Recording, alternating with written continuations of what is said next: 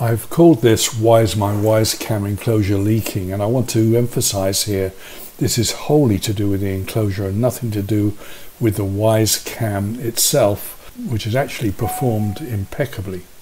The leaking occurred only about 2 months after I'd installed the cameras outside, and later I posted a video which you can see in the top right hand corner of this image here. At first I didn't realize there was anything wrong, and it wasn't until I had occasion to view the playback on one of the cameras that I got this notice which says no micro SD card installed in camera, and I knew there was, so I had to remove the camera and find out exactly what was going on. This half shell isn't from the camera that originally failed. At first I really wanted to find out what was going on rather than take photographs, and so only after fixing the first camera did I decide that I was going to take the second camera apart and find if water got into that. So this is from the second camera, and you can see there is water, particularly down in that right hand corner. So this video looks at the second camera before I knew there was any water in it, and you can see this picture here was taken on the day it was installed, and you can see that the two half shells are pretty well aligned. In fact, if there's any misalignment, it's to the top right in this picture of the two shells where they join. So here is that same camera shell after I'd removed it, and you can see there's misalignment actually on a different side from that where it showed a little misalignment when first installed. This camera has seen quite some extremes of temperature. It was installed in October and we had an Indian summer. It faces south, and being black it could have gotten quite hot, but it was in November that I first noticed the problem with the first camera, and they'd both been out in freezing cold weather, and I guess some temperature cycling had stress relieved some things in the molding and caused the misalignment that you can see here. Here we are again inside that same shell, and you can see besides the water a couple of other problems as well, in that the ferrules which the screws go into to hold the two shells together are split in two cases. Now I could have done them up too tightly up, but I don't think so, and again I think this is perhaps the result of movement through stress relieving of the molding, putting strain on the screws and splitting these ferrules. The camera itself had water on it, and it still performed really well without any problem whatsoever, apart from the fact that on the first one the SD card wasn't working, and when I took that out there was water all along the length of it, right up to the contacts, and I suppose that's what caused it to stop operating. Another small problem, but one that shouldn't have happened after only 2 months, was that the mounting stem seems to have rusted as well. This picture shows the camera inside the shell,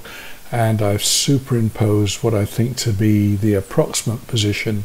of the micro SD card inside, and as I said, there was water all over that card right up to the contacts, and it's hard to believe that the water level could have come up that high. The micro SD slot is shown here, and I'm wondering whether, since it's a very small gap all around the card when it's in the slot, whether there's a possibility that capillary action could cause water to wick up there, but it seems pretty unlikely, so it's still a mystery to me how on its own, sitting in the case, water got right up to the top of that micro SD card, shorted the contacts and stopped it from working. When I actually did get the SD card out, I found that in fact it had not been recording for a couple of weeks, and the last images were of snow which had hung around a few days and was slowly melting, so I guess that's how it got into the case in the first place. If I was unable to stop the water getting in, I decided I ought to provide a way for it to get out, so I proposed to put 3 holes in the bottom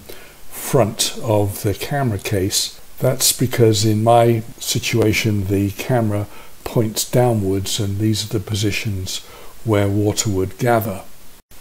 I measured the shell in order to determine where these holes were going to go. Having decided that a 3/16 inch hole was about the smallest that I could practically use and be sure that water would drain out, this drawing shows where I actually drilled those holes, and I'll put a link to this and the previous picture in the description below. It looks as if I didn't get the holes dead on the lines, but this is what I ended up with in any event. This is a thermoplastic case, and I used a very sharp drill. Otherwise you tend to melt the plastic as much as cut it, but nevertheless you do get some burrs around the hole, so I had to use a small knife and cut those away from the inside so there could be a clear path for the water to flow out. Once I put the two shells back together, I put some PVC electrical tape around it to try and keep water out. You can see that that misalignment on the bottom left of the shell is still visible through the tape, and it rained shortly afterwards, and you can see where the rain is sort of piled up against that gap, and without the tape around it I think water would have gotten in there and gotten into the case. Besides the two cameras on the south front of the house, I do have one on the back looking at the patio and checking on the patio door, and that's much less accessible. I need a ladder to go up there, and it's winter and I don't want to do it right now. But I got to think that this one may have water in it too, so I'll keep an eye on it.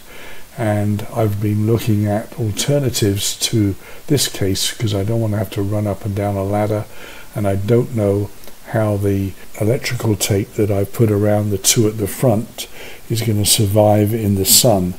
so I may have to consider new cases for those too. But I'm hoping that the tape and the drain holes are going to keep those from filling up with water again. If I get problems with water ingress again, I'm going to have to look at a different case for all three cameras, and this is the one I'm looking at right now. It appears that the camera fits in from the front and then a silicone rubber case goes over the whole lot, but at least there's no seam there for water to get in, so I'm thinking at least that it should be a much better alternative to the one I have now, should it be necessary to change it.